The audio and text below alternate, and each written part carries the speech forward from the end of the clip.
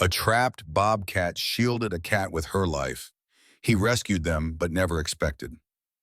This Ezra found the bobcat at dawn, trapped under the collapsed shed, dying.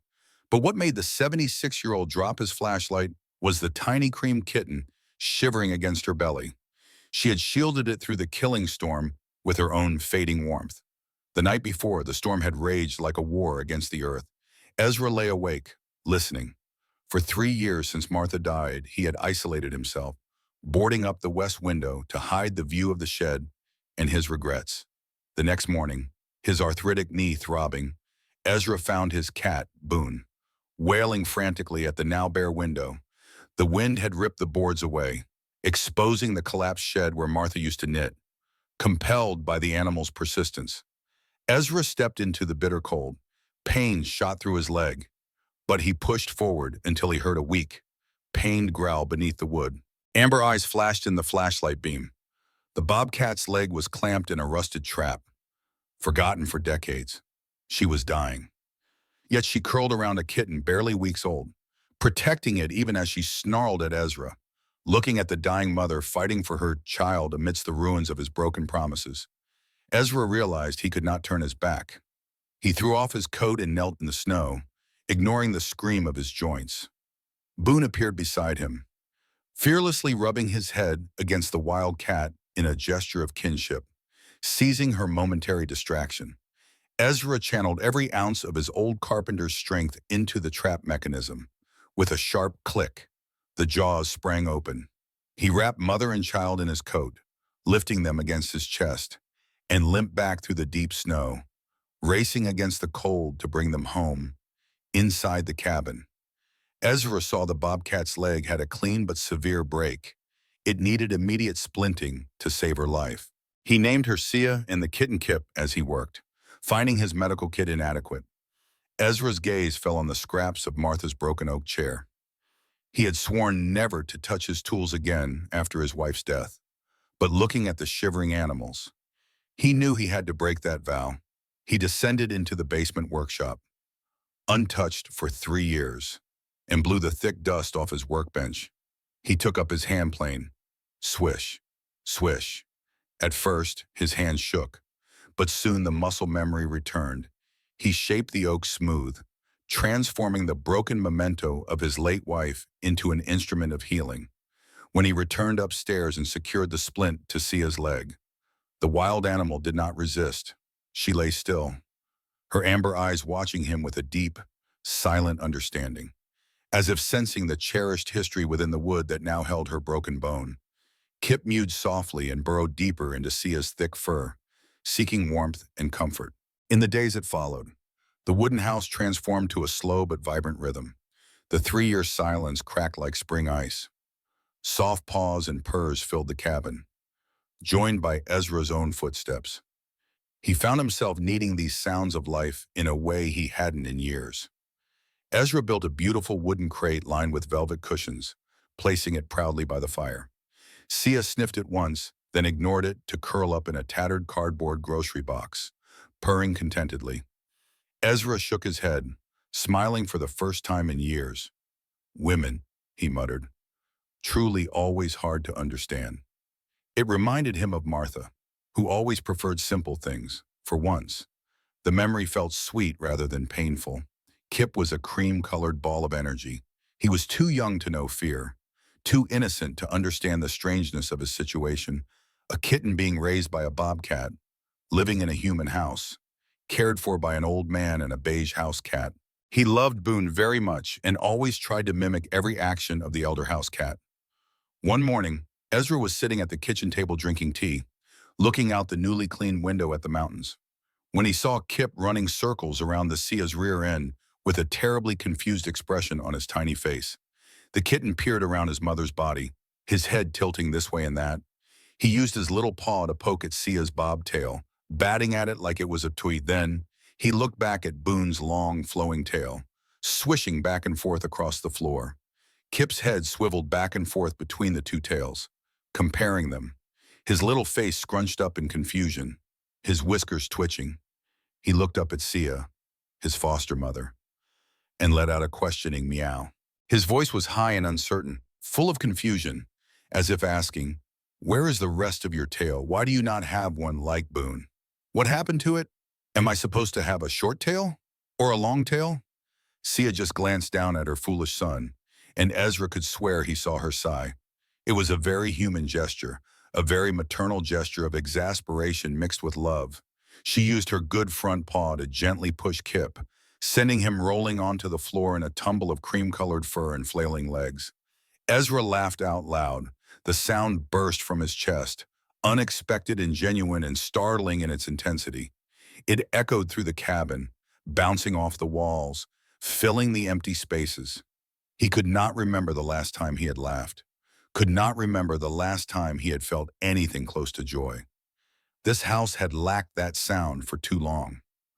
For 3 long years, there had been nothing but silence and grief.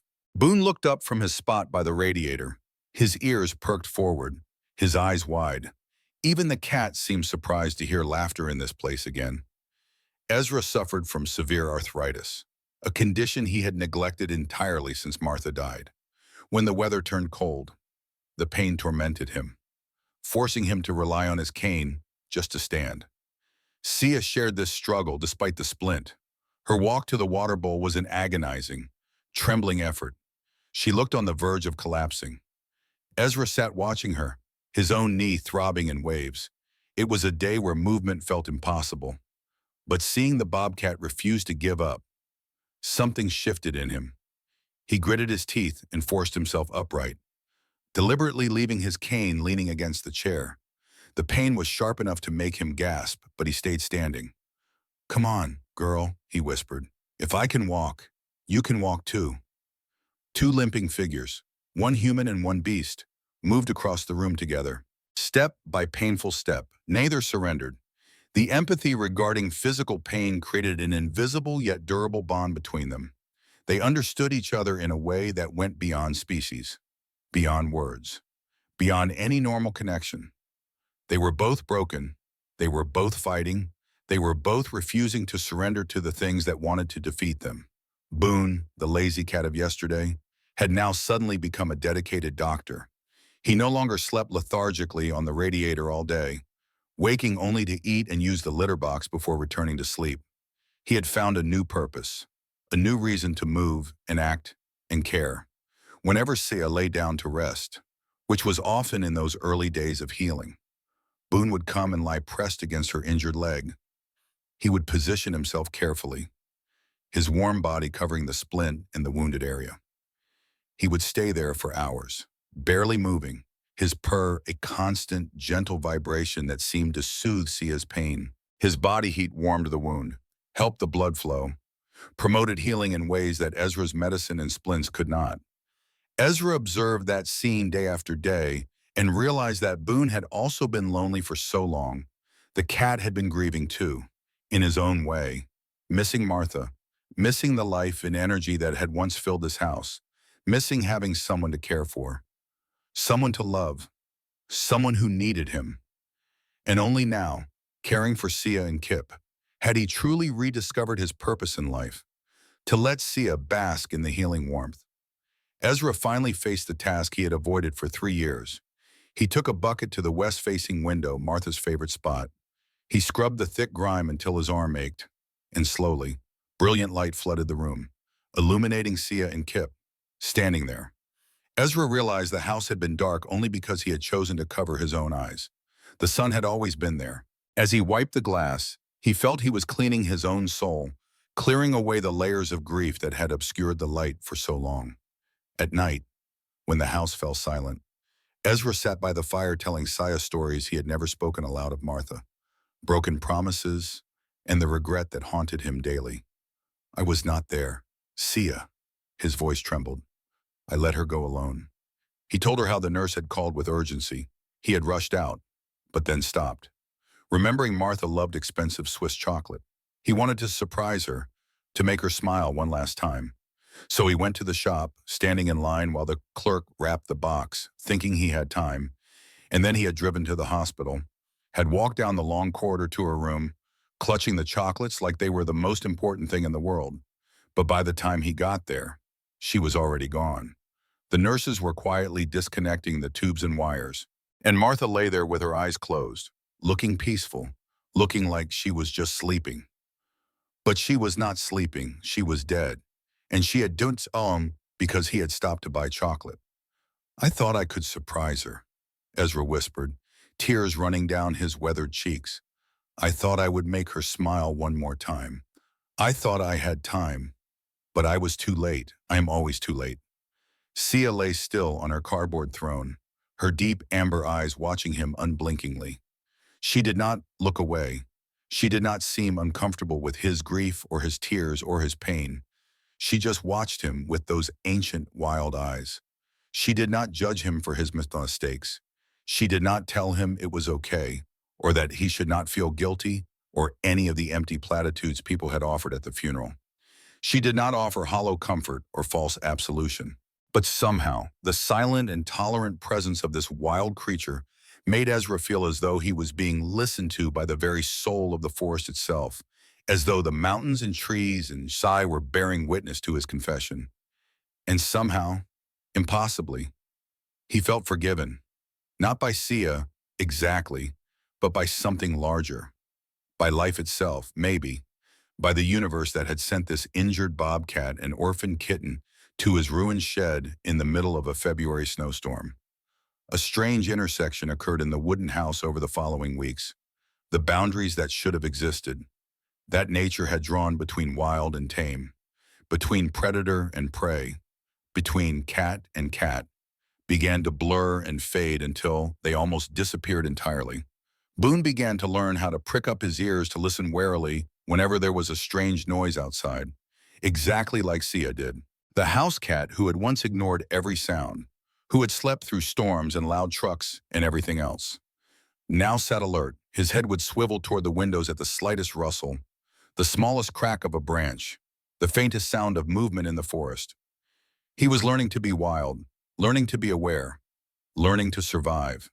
Conversely, Sia learned how to narrow her eyes to relax, lying with her belly up toward the sky whenever she felt safe, exactly like Boone did. The wildcat who should never have trusted a human, who should have fought and clawed and tried to escape at every opportunity, learned to let her guard down. She learned to be vulnerable. She learned to rest without keeping one eye open. She learned to trust. The boundary between wild and tamed blurred until it was hard to see where one ended and the other began, leaving only trust and affection in its place. On the anniversary of Martha's death, Ezra silently locked himself in his bedroom. He could not face this day, could not bear the weight of it, could not pretend to be strong or healing or moving forward. All day long, he lay in bed facing the wall, curled into himself, immersed in memories. He remembered her voice, the exact tone and pitch of it, her laugh, which had been loud and unrestrained and completely unself-conscious. The way she would touch his hand across the dinner table, a small gesture of affection that had meant everything. He remembered the smell of her perfume, something floral that he could never quite identify, the sound of her footsteps on the wooden floor, the way he always knew when she was coming, all the small things that made up a life together, a marriage, a partnership that had lasted 42 years. The next morning, when he finally opened the bedroom door, his eyes red and swollen from crying, his body stiff from lying in one position all day, he found something waiting for him. A tiny purple wildflower lay right on the threshold, placed precisely in the center of the doorway where he could not miss it. It could not have flown there by itself. There was no wind inside the house, no open windows, no draft that could have carried it. Perhaps it had gotten caught in Sia's thick fur when she went outside to relieve herself early in the morning. Perhaps it had fallen from her coat as she passed by his door, as she checked on him the way she sometimes did. Or perhaps, just perhaps, the universe was sending a signal to him through these four-legged friends, telling him that beauty still existed in the world, that life still bloomed, that spring would come again, that not everything was gone. Ezra picked up the flower with shaking fingers. It was so small, so delicate, so impossibly fragile. He pressed it to his chest, feeling the soft petals against his palm, against his heart. And for the first time in 3 years, he did not cry out of sadness. He cried out of being moved, out of gratitude, out of wonder at the strange and mysterious ways that comfort could arrive, out of something that felt almost like hope. Sia's health recovered quickly, and as she healed, the house recovered along with her when Sia started being able to eat solid meat, when her appetite returned and she could chew the chicken Ezra cooking for her. He also began cooking hot meals for himself instead of eating cold canned food straight from the tin. He made soup with vegetables and barley. He made stew with beef and potatoes. He made pasta with tomato sauce. He set the table with a plate and fork and knife instead of eating over the sink or straight from the pot while standing in front of the refrigerator. When Saya started walking steadily, when she could cross the room without trembling or falling, when the bone had knit back together and the leg could bear her weight, Ezra climbed onto the roof with his tools. He began replacing the shingles blown away by the storm, the ones that had been letting rain leak into the attic for who knows how long. The sound of the hammer hitting nails, clack, clack, clack, rang out amidst the silent pine forest, sounding like the heartbeat of the house beating again after a long illness. Near the end of winter, the snow began to melt. Water dripped steadily from the eaves. Green shoots pushed up through the white, brave and determined. The air smelled different, fresher, full of promise. Spring was coming. Ezra had to shovel snow to clear a path from the house door to the forest edge for Sia to practice walking farther. She needed to build up her strength, needed to prepare for the day when she would return to the wild. The 76-year-old man panted as he worked, sweat soaking the back of his shirt despite the cold air. His shoulders ached, his back protested, his hands blistered, but his eyes lit up with joy. He was opening a path for Sia to return to nature, to the wild where she belonged, to the forest that was calling her home. But he was also opening his heart to the outside world once again, clearing away the barriers he had built, letting light and air and life back in. One evening, while Ezra was sitting in his chair reading a book, actually reading it this time instead of just staring at the pages, Sia approached him. She had never done this before. She had always kept a certain distance, had always maintained some boundary between them, some acknowledgement that she was wild and he was human and there were limits to their connection. But now she walked right up to his chair. She looked at him for a long moment with those amber eyes, and then she rubbed her forehead firmly against Ezra's forehead. The gesture was deliberate, intentional, full of meaning. It was something bobcats did with their mates, their family, their cubs, a scent marking, a bonding, a claiming. Ezra closed his eyes to receive it, barely breathing, afraid to move and break the spell. Two foreheads touched and pressed together. One side there's a wrinkled skin of a human who had walked through nearly all of his life, carrying his joys and sorrows and regrets like stones in his pockets. The other, the wild fur of the mountains and forests, carrying the ancient wisdom of survival and instinct in the eternal cycle of life and death. In that moment, every species gap was erased, every barrier dissolved. It was not human and animal, it was just two living beings who had saved each other. It was absolute trust. It was a thank you without language, without words, without any need for explanation. It was love in its purest form. One night, Sia, who had now completely recovered and could walk and run and jump without any sign of pain, instead of sleeping in her cardboard box by the fire as she always did, went out to the front porch. Ezra woke up at midnight, pulled from sleep by some instinct, some sense that something had changed. He got out of bed and looked out the window. Sia was there on the porch, sitting upright, back straight, eyes bright and alert, staring into the darkness of the old forest. Her ears were perked up, swiveling to catch every sound. Her tail was still. She was completely focused, completely present, completely wild again. She was standing guard. She turned to look at Ezra standing behind the screen door. Their eyes met across the darkness. She blinked slowly once, a gesture of affection and trust, the way cats do with those they love. Then she stood up, stretched, and walked to the edge of the porch. Ezra seemed to understand something in that moment.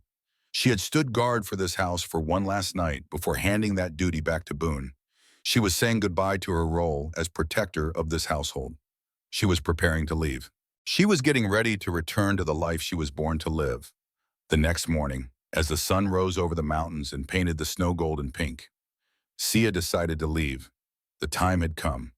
She could feel it in her bones, in her blood, in the ancient pull of the wild calling her home. She stood outside the glass door that Ezra had cleaned. Looking inside where Ezra was sitting at the kitchen table drinking coffee, he saw her there and stood slowly, his heart heavy but understanding. He knew this day had been coming, had known it from the beginning. She was never his to keep. Ezra placed his wrinkled hand flat on the glass surface, his palm pressed against the cold window. On the other side, Sia stood up on her hind legs, tall and strong and completely healed. She placed her large padded paw on the exact spot where his hand rested, separated only by the cold glass between them, by the barrier between inside and outside, between tame and wild, between his world and hers. They held that pose for several long seconds, a connection touching without touching, separated by glass but joined by something stronger than physical contact, stronger than words, stronger than logic, joined by love, by gratitude, by the bond forged through shared pain and shared healing and shared survival. Then, slowly, Sia lowered her paw. She looked at Ezra one more time, her eyes holding his, and then she turned and walked straight into the forest, moving with the fluid grace of a wild thing, disappearing between the trees like she had never been there at all. Kip scurried after her, his little legs churning, intending to go along. The cream-colored kitten ran on his short legs, meowing desperately, calling for his mother, not understanding why she was leaving, where she was going, why he could not come too. Sia stopped at the edge of the clearing. She turned her body to block Kip's path.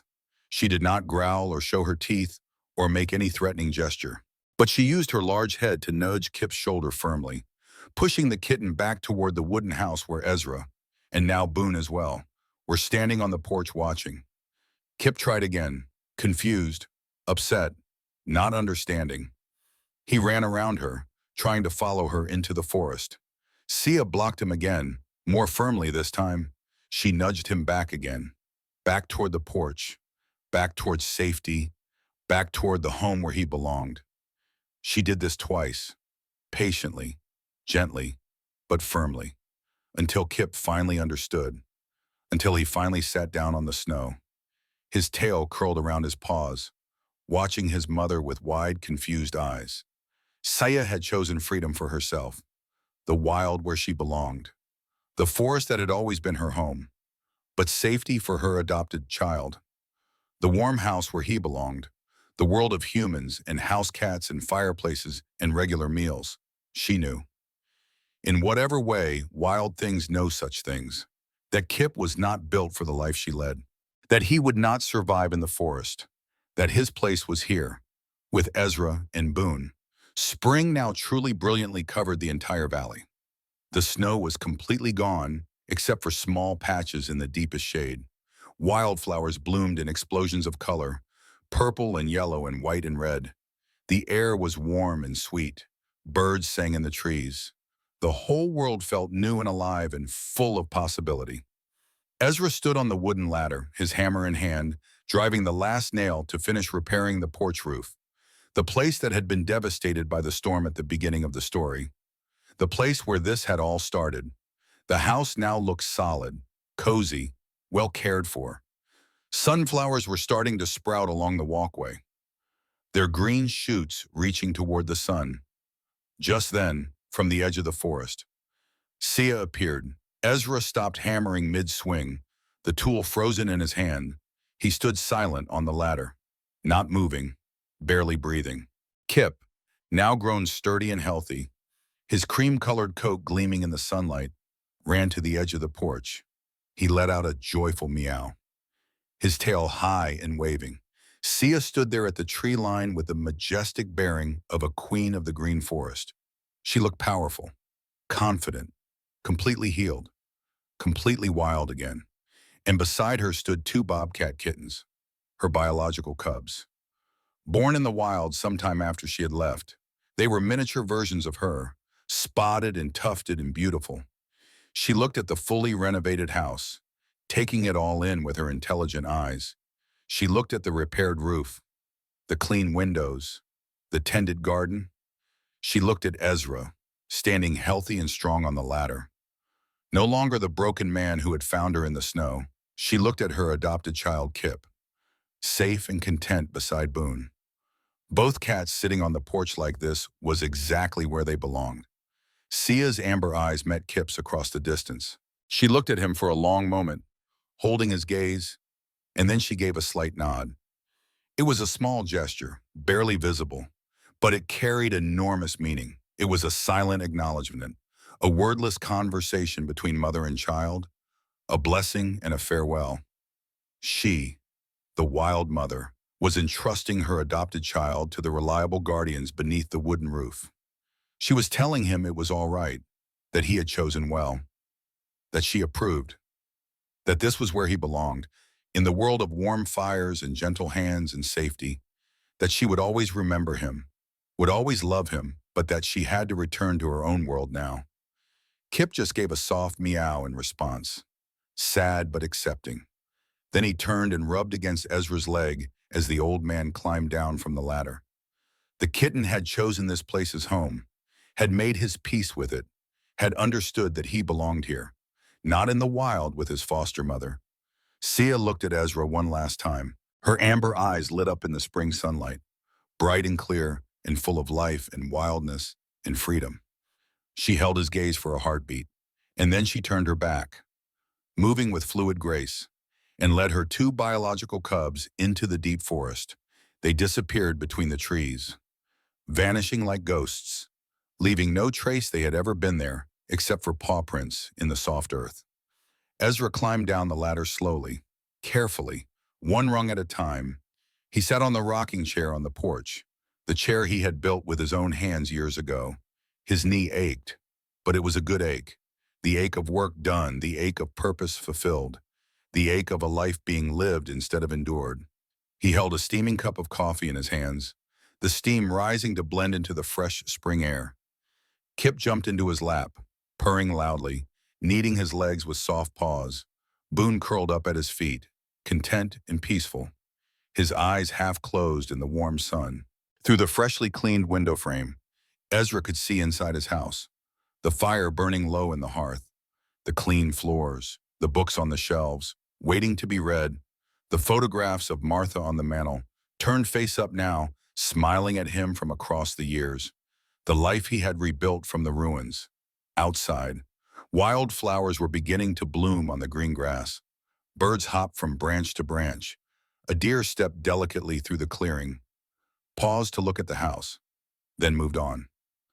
The mountains stood eternal and beautiful against the blue sky, snow-capped peaks glowing in the afternoon light. The glass panes separated two worlds, inside and outside, tame and wild, grief and joy, past and future. But light and love had pierced through it, warming both sides, connecting them in ways that mattered more than any physical barrier ever could. Ezra smiled, a real, genuine smile that reached the depths of his eyes, crinkling the corners, lighting up his whole face. He looked toward the forest where Sia had just disappeared, carrying her new life with her, raising her wild kittens in the place where they belonged. Home was not just a place to avoid storms, he thought. The words formed clear in his mind, a truth he had learned through pain and healing and the unexpected gift of a trapped bobcat and her orphaned kitten. Home was a place where storms stopped at the door, so that peace could reside within. Happiness, he realized, was sometimes simply wiping away the dust on the window pane. Just that. Just choosing to see clearly again. Just deciding to let the light back in. Just accepting that the world was still beautiful, still worth seeing, still full of chances to care for something beyond yourself. He sipped his coffee and rocked gently in his chair, the old wood creaking beneath him in a familiar rhythm. Kip purred in his lap, warm and alive and trusting. Boone snored softly at his feet, dreaming whatever dreams old cats dream. The spring sun warmed Ezra's face and his heart. After 3 long years of winter, was finally, gratefully, at peace. Every rescue begins with a heartbeat that refuses to give up. We're grateful you chose to listen to this one. If you'd like to hear more stories like this, A simple like or subscribe means the world to us.